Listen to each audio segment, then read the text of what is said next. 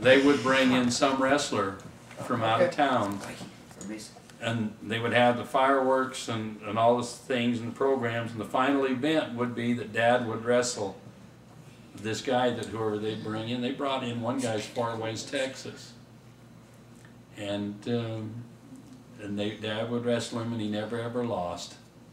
And that was, you know, he was one of the local celebrities, you know, and didn't they have a deal with that? I think that's one of the stories you told me about that with the money or something. Well, that was the circus, and if Cinda's recording, I'll just tell the story again. Mm-hmm.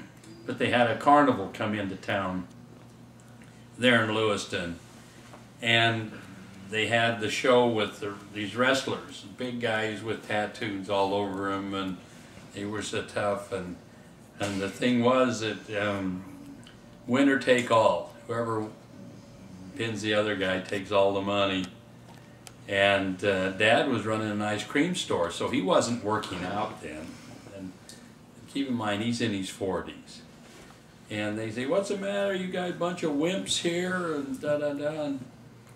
And so that night they came up to see Dad, and they said, "We need you to wrestle these guys, just for our pride, if nothing else." And Dad said, "Oh, no," he said, "you know, I know those deals, and you don't get your money or anything."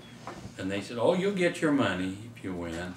And so Dad, the next night, he came down, and he went to wrestle the guy. And, and of course, as soon as that they had heard that Dad was wrestling these guys, particularly after all of the conversation they had made and hoopla about it, of course, keep in mind that Dad's 5'8", and the most he ever weighed in his lifetime was 160 pounds.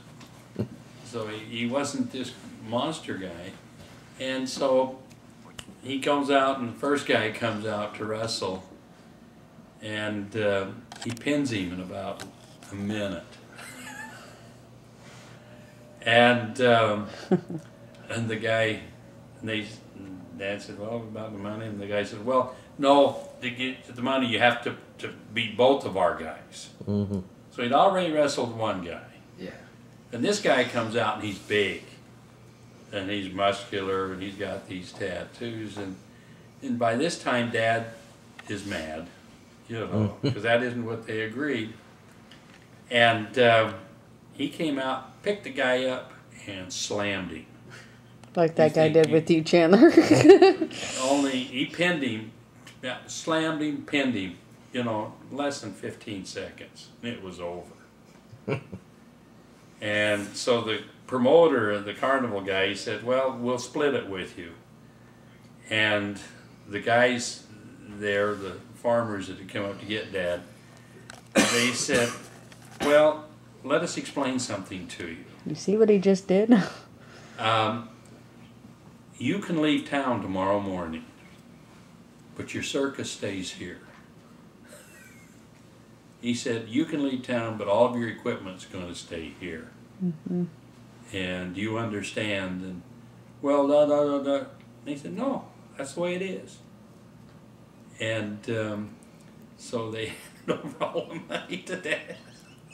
That's right. You can keep your circus. They talked their language, but it was kind of fun for Norman and I, my brother, but to do that, because, you know, we could sit on the front row and yell and that, but they let us ride all the rides free for the rest of the night. That's right. So we had a lot of fun on the carnival riding the rides. But Now those carnivals, we drove by one tonight, and awful. They just look scary to me, you know? You get some crowds in there too that are just. And so, but that, you know, was my dad, and he's wrestling. Mason. Going to the bathroom. Okay. Well, folks, I gotta go home. I love you, Dad. Love you too. You guys are all good people, believe me. Yeah. Did you get the link of you singing at Christmas time on YouTube? I did, thank you. Good.